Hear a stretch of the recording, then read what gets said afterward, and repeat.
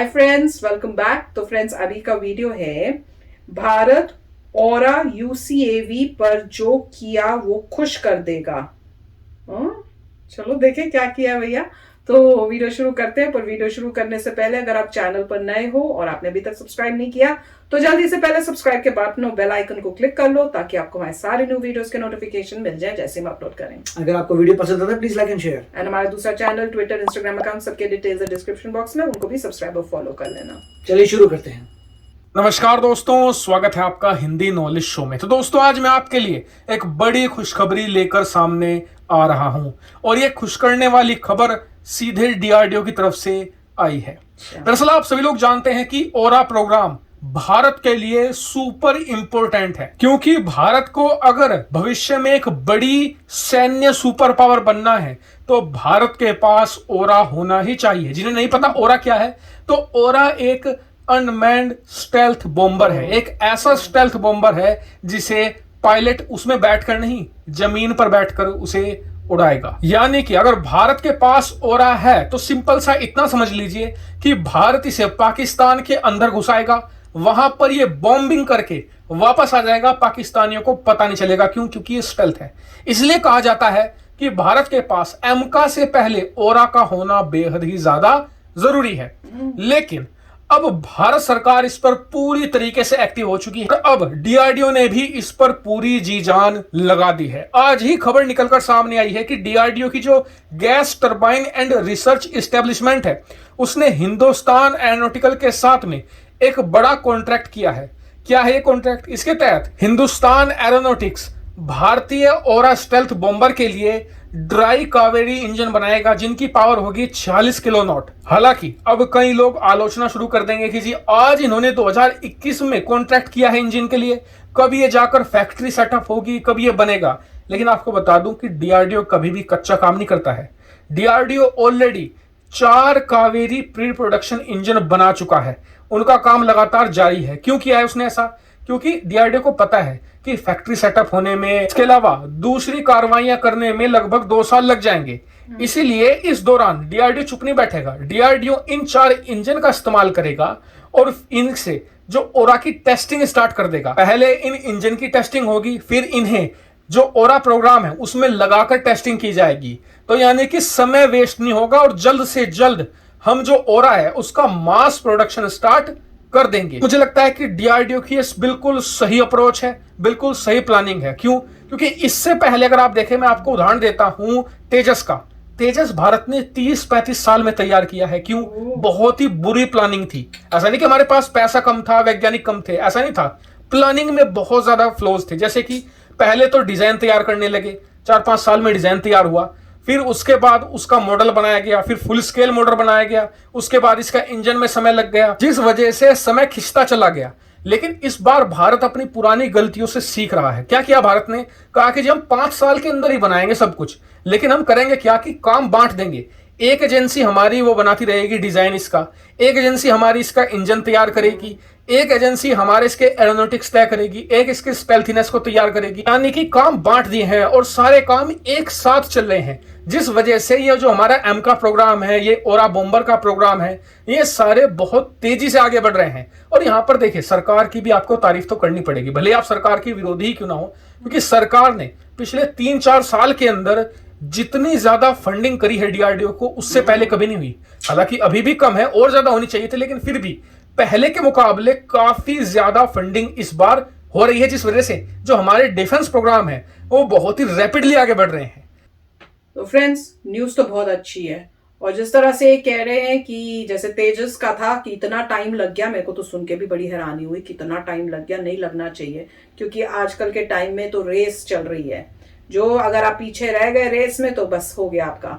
और रोज तो न्यूज यही सुनने को मिलती है कि भैया ये हो रहा है, इन्होंने ये कर दिया, यहाँ से धमकी आ रही है, यहाँ से वार्निंग आ रही है, यहाँ अटैक हो रहा है। तो इसके लिए सबका पूरे वर्ल्ड में यही चल रहा है। तो उससे पता चल रहा है कि मिलिट्री वाइज, आर्मी वाइज और वेपनरी वाइज आपको बहुत स्ट्रांग होना पड़ेगा। और दूसरों से लेने से अच्छा है कि आप खुद अपने बनाओ।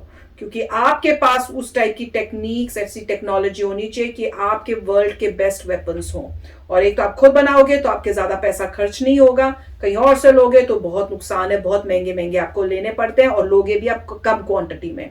खुद बनाओगे, अच्छे बनाओगे, खूब बना सकते हो और बेच भी सकते हो, और उससे आपकी कमाई भी हो सकती है। तो बहुत अच्छा लगा कि जो है अब आज की गवर्नमेंट वो इस पे फोकस कर रही है, ना सिर्फ इस पे, वो इसरो में स्पेस एरिया में भी बहुत फोकस कर रही है। तो रियलाइजेशन हो रही है कि आजकल अगर आपको टॉप नंबर में होना है कंट्री को, तो ये जो एरियाज है इसमें आपको आउटशाइन होना पड़ेगा, नंबर 1 होना पड़ेगा, और वही वो कर रहे हैं। और देख के बहुत अच्छा लगा कि एक अनमैन्ड होगा जो जाके बॉम्ब जो है गिरा सकता है जहां पे भी आपको जरूरत है, बिना किसी पायलट के, ताकि हमारे लोगों का, जो हमारी आर्मी है या हमारी नेवी है या हमारे एयरफोर्स है, वहां से जो हमारे सोल्जर्स हैं उनको कोई मतलब नुकसान ना हो। तो ये बहुत इंपॉर्टेंट बात है। तो बहुत अच्छा लगा कि ऐसा कुछ बन रहा है, और ये भी कोशिश करें कि 5 साल के अंदर ये हो जाए मिनिमम। राइट, तो काफी अच्छी न्यूज है कि ऑरा जो है आ रहा है, देखने में काफी मजेदार लग रहा है, काफी फ्यूचरिस्टिक है। और रीजन ये है कि जिससे रेडार में पकड़ा ना जाए। पॉइंट यही है कि आप अपने अनमैन्ड एरियल व्हीकल को भेज रहे हैं किसी की टेरिटरी में, रेडार आपको कैच नहीं कर पा रहा, आप बॉम्बिंग कर रहे हैं, आ रहे हैं। और पॉइंट ये है कि दूसरी कंट्रीज के पास ये वेपन्स हैं, इसलिए बहुत ज़रूरी है कि इंडिया को बहुत तेज़ी से आगे बढ़ना है। हम जो है कंपटीशन पाकिस्तान से नहीं कर रहे हैं, हम कंपटीशन कर रहे हैं चाइना से। चाइना के पास ऑलरेडी ऐसे वेपन्स हैं, तो मेरे ख्याल से इंडिया को तेज़ी से आगे बढ़ना है, उनको काउंटर करना है।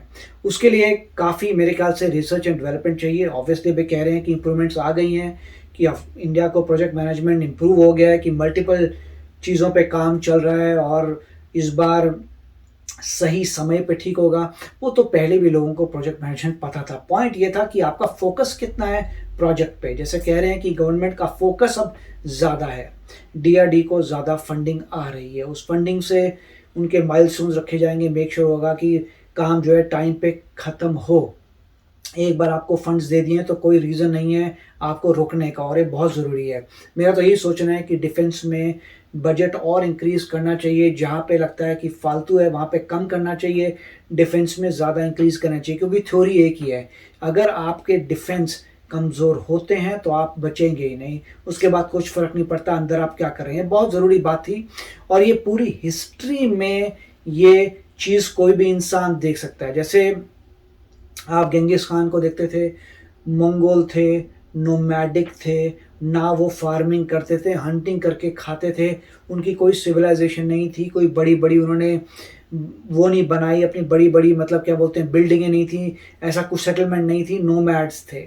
उनमें पावर क्या थी, वो फाइटिंग अच्छे कर सकते थे, घोड़े पे अच्छा वार चला सकते थे, और फाइट करके लूट मार करके चले जाते थे। उन उतने पावर से उन्होंने गेंगिस खान ने मतलब पूरा पूरा एशिया कब्जा कर लिया था। क्यों? क्योंकि फाइटिंग में अच्छे थे। मतलब पूरी दुनिया एक से एक बढ़कर लोग, इंटेलिजेंट लोग बैठे हैं, ज़बरदस्त सिविलाइजेशंस बैठी हैं, सबके सब हार गए एक फाइटर नोमैड से। सिमिलरली जो है, जब आप देखते हैं अपनी खुद की हिस्ट्री देखते हैं, आप मुगल को देखते हैं, उससे पहले दिल्ली सल्तनत को देखते हैं, उसके बाद ब्रिटिश को देखते हैं, सब में एक ही कॉमन पॉइंट है, वेपन्स। जिसने वेपन्स पे ज़्यादा ध्यान दिया, जो स्ट्रॉन्ग था वेपनाइजेशन में, वही जीता है। और मेरे ख्याल से फ्यूचर में भी अभी जैसे दिख रहा है कि चाइना ने सबसे पहले क्या किया, अपनी नेवी बड़ी कर दी है यूएस से, उनके शिप जो हैं अब यूएस से भी बड़े हैं। तो हर कंट्री को पता चल चुका है कि अगर आपकी आर्म्ड फोर्सेस, अगर आपकी आर्मी नेवी एयरफोर्स, मतलब जो भी आर्म्ड फोर्सेस जो हैं स्ट्रॉन्ग नहीं होंगी तो कोई फ़ायदा नहीं है कुछ भी करने का। उसके लिए आपको चाहिए पैसा, पैसा आता है आपकी जीडीपी से, जीडीपी का मतलब है हर इंसान को मेहनत करनी है। नेट रिजल्ट यही हुआ कि हर इंसान अगर इंडिया का मेहनत करता है, दिन रात पैसा कमाता है, साइंटिस्ट आते हैं, इसका मतलब आपको एजुकेशन सिस्टम बेटर करना पड़ेगा, आपको वो चाहिए होंगे बच्चे जो वाकई इंटरेस्टेड हैं। कुछ लोग होते हैं जो पढ़ते हैं क्योंकि आपको जॉब चाहिए, राइट, आपको पैशन नहीं है, आपने पढ़ाई लिखाई करनी है, जॉब करनी है, ख़त्म। मगर कुछ होते हैं जिनको पैशन है, वही पैशनेट बच्चे इवेंचुअली जाके साइंटिस्ट बनेंगे और कुछ क्रिएट करेंगे, राइट। तो मेरे ख्याल से गवर्नमेंट कोशिश कर रही है, एजुकेशन सिस्टम को ठीक कर रही है, मोटिवेट कर रही है कि सही तरीके के लोग आएँ जो मेहनती हों, और मेहनत से जीडीपी बढ़ेगा, जीडीपी से आर्मी में पैसा जाएगा, आर्म्ड फोर्सेस में जाएगा और फिर सब चीज़ें होंगी। तो काफ़ी अच्छा वीडियो था। आई होप कि इंडिया कोरोना वायरस से आगे निकले और डबल डिजिट्स में इकॉनमी को इंक्रीज करना बहुत ज़रूरी है। जहाँ तक मुझे लगता है कि 20%, 15%, हम 7% पे ही ग्रेट मान रहे थे, बट 7% से बात नहीं बनेगी। मेरे ख्याल से 14%, 15% होना चाहिए ग्रोथ रेट, तब जाके जो है कैचअप हो पाएगा बहुत जल्दी, अदरवाइज काफ़ी समय लग जाएगा। जैसे 2050 का टारगेट कह रहे हैं तो वो लंबा टारगेट है। मैं सोच रहा हूँ कि आई होप कि 2030 तक ये सब हो जाए, उसके लिए बहुत तेज़ी से डबल डिजिट में प्रोग्रेस होनी चाहिए। तो काफ़ी अच्छा वीडियो था। यस फ्रेंड्स, तो चलो चलते हैं, मिलेंगे नेक्स्ट वीडियो में बहुत ही जल्द। Till then take care and bye bye. तो अगर आप मेरे इस चैनल पे नए हो तो जल्दी से सब्सक्राइब के बटन को हिट करो और बेल आइकन को क्लिक करो, ताकि आपको मेरा जब नया वीडियो मैं लगाऊं आपको उसके बारे में जल्दी से पता चल जाए।